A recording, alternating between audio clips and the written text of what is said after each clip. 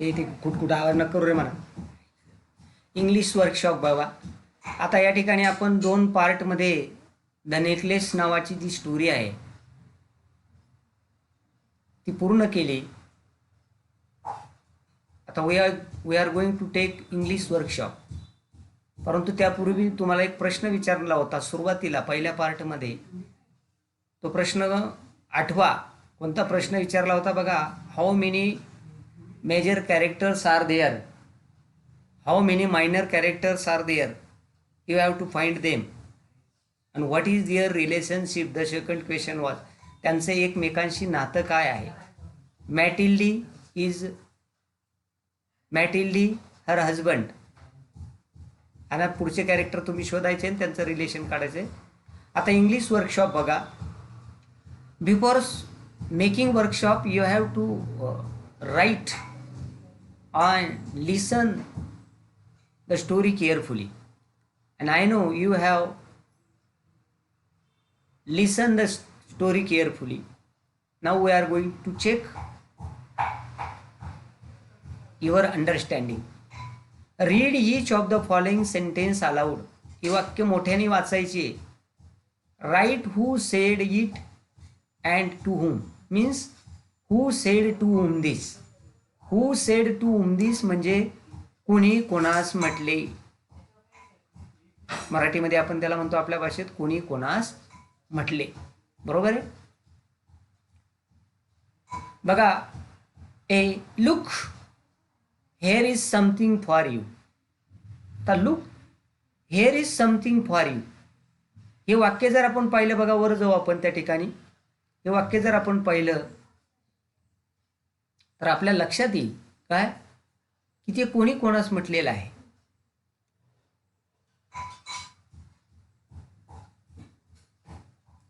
बघा शोधू ते वाक्य आपण.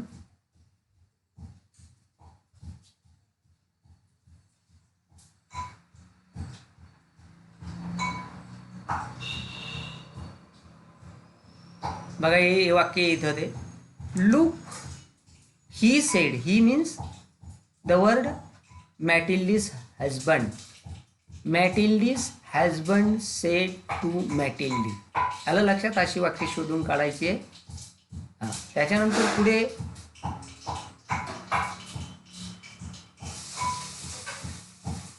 दुसरं वाक्य आहे बघा. B why the dress you go to the theatre in. आता हे वाक्य त्याने विचारलं. आता तुम्हाला कसं लक्षात आलं ना. पहिल्या कॉलममध्ये लिहायचं जो म्हटला आहे तो, आणि दुसऱ्या कॉलममध्ये लिहायचं ज्याला म्हटलं आहे ते. आता पहिल्या कॉलम लुक. आता पहिल्या कॉलममध्ये मॅटिल्डीज हजबंड, दुसऱ्या कॉलममध्ये मॅटिल्डी. आलं लक्षात. तसं दुसरं बघा. Why the dress you go to the theatre in.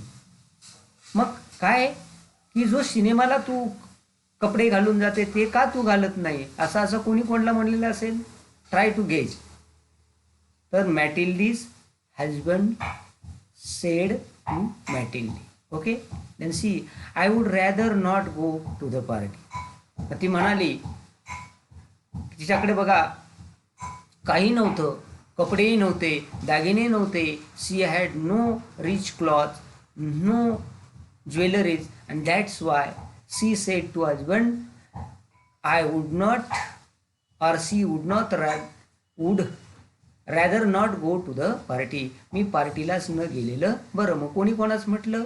मॅटिल्डी said to her husband, choose my dear. D बघा. सिलेक्ट माय डिअर असं मी म्हटलं होतं बघा.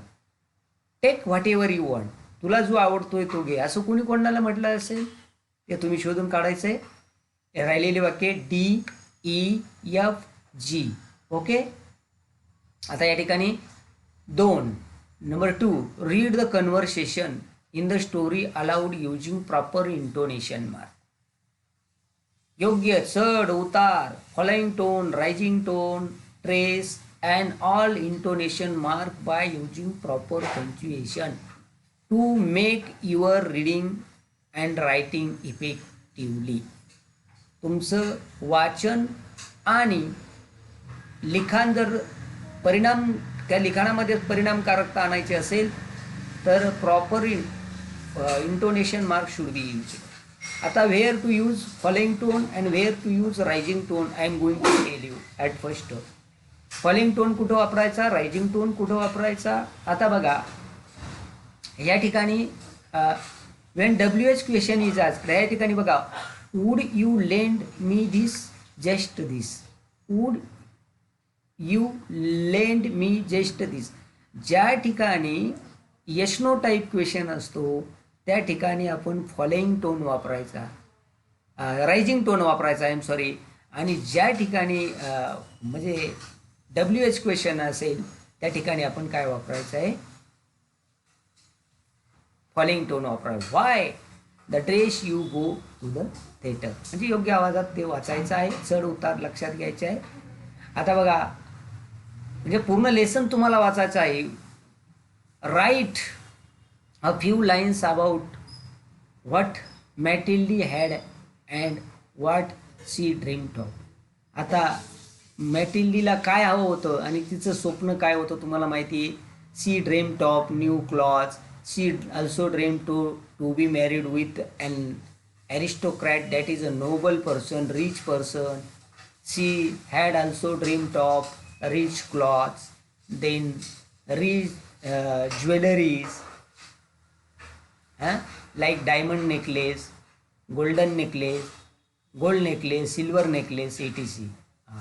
Then number 4, write what you think about the following thoughts and actions of Mathilde. मॅटिल्डीच्या म्हणजे या ठिकाणी कृती काय आहे, तिचे विचार काय आहे, त्याबद्दल तुम्हाला काय वाटतं. ये मॅटिल्डी वॉज ब्युटिफुल, ती सुंदर होतीच, no problem. And so she wanted to marry and aristocrat. Okay, true आहे. म्हणजे Mathilde was really beautiful and that's why she wanted to be, it was her dream to be married with an aristocrat person. मोठ्या श्रीमंत माणसाची लग्न करावं असं तिला वाटत होतं. मॅटिल्डी वॉज सॅड, ती दुःखी होती कारण because she did not get any luxurious.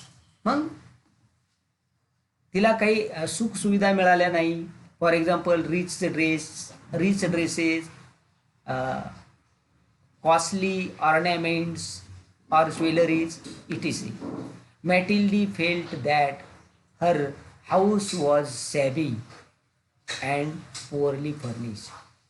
Matilde felt that, तिला असं वाटलं की her house was shabby.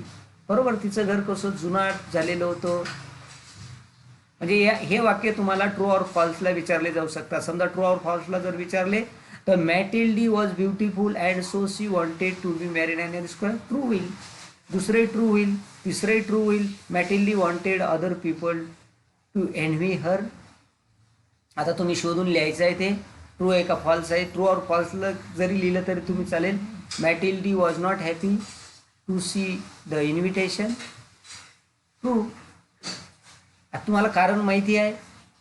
मॅटिल्डी wanted a new dress for herself, true or फॉल्ससाठी तुम्ही वापरू शकतात. Mathilde borrow a diamond necklace from her friend.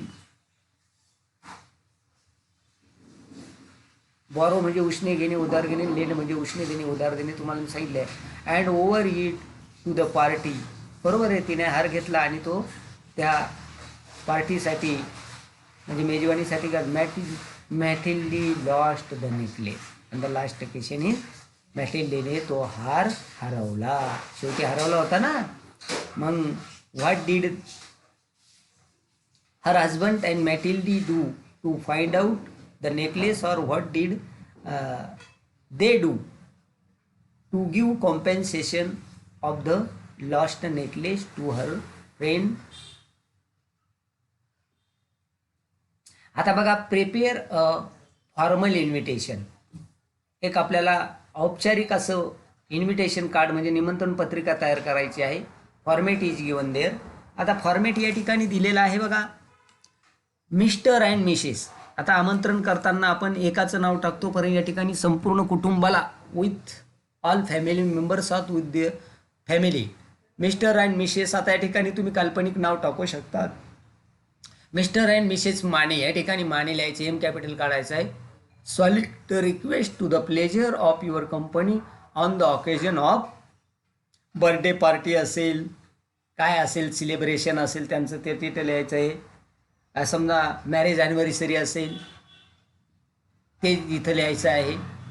आणि कशाची, तर त्यांच्या तो लग्नाचा वाढदिवस असेल, मॅरेज पार्टी लिहायचा आहे. ऑन इथं लिहायचं आहे, दिवस लिहायचा आहे. समजा आपण आजचा दिवस घेऊ, वेन्सडे, डब्ल्यू कॅपिटल काढायचा आहे, WENSDAY. परंतु मी हे सांगतो याची कॉपी करायची नाही, तुम्ही स्वतः लिहायचं आहे. डेट त्या ठिकाणी लिहायची. आता डेट कशी लिहायची बघा, ही पत्र लेखनासाठी it will be useful for letter writing. 18 जुलै 2020 अशी तारीख लिहायची. व्हेन्यू, व्हेन्यू म्हणजे काय, व्हेन्यू, व्हेन्यू म्हणजे ठिकाण, प्लेस. मग व्हेन्यू लिहायचं आहे. आता तुम्ही एखादं काल्पनिक लिहायचं तुमच्या आवडीचं. आता मी लिहितो, इथं लिहितो गणेश मंगल कार्यालय, काय असेल ते. मग टाईम कधीचा आहे, तो टायमिंग लिहायचा आहे. आता टाईम ॲट 8 PM अशा प्रकारे ही पत्रिका तयार करायची आहे. आता लँग्वेज स्टडी काय दिलेले बघा. लँग्वेज स्टडीमध्ये आपण read the phrases given in the story, दिलेल्या लेसनमधल्या गोष्टीमधल्या फ्रेजेस तुम्ही वाचा. फ्रेजेस म्हणजे काय, फ्रेजेस हे बघा, फ्रेजेस म्हणजे वाक प्रचार, what we call in Marathi, in our mother tongue. The necklace and error, आता तिला द नेकलेस अँड एरर. आता या all these things another women one thing her husband. आता हे वाक्य वाच बघ. आता फ्रेजेसच्या अगोदर टू गिव्ह अप अशी फ्रेज लिहितो, पण या ठिकाणी त्या फ्रेजेसच्या अगोदर नाऊन आलेलं आहे. त्याचं काहीतरी कारण आहे बघा, ते पुढं पाहू. In all these phrases we see some words used before the nouns. आणि त्या नामाच्या अगोदर काही शब्द वापरले. आता नाम म्हणजे काय, वस्तूला दिलेलं नाव. नाम आहे एरर आहे, एरर आहे नाऊन आहे बघ. हां हां, मग या ठिकाणी दिलेले आहे बघा नाउन्स. दे स्पेसिफाय, ते काय वर्णन करतात. Or make it clear what noun we are talking about, कोणत्या नामाबद्दल आपण बोलतो आहोत. These words that are used at the beginning of a noun phrase are known as determiners. Determiner निर्धारक, निश्चित, ठाम. डेटरमाइनर्स इन्क्लूड आर्टिकल आणि it needs articles. For example A and the. Possessive pronouns म्हणजे ही दर्शक सर्वनामे, possessive pronouns. For example my, our, your, her, ETC. Words like this, that, much, many, all and numbers. Okay, do the exercise carefully, and if you have any difficulty while studying or while making workshop, contact me. I will help you as possible as I can. I am always ready to help you. Okay, this one part we have completed in this way. Okay.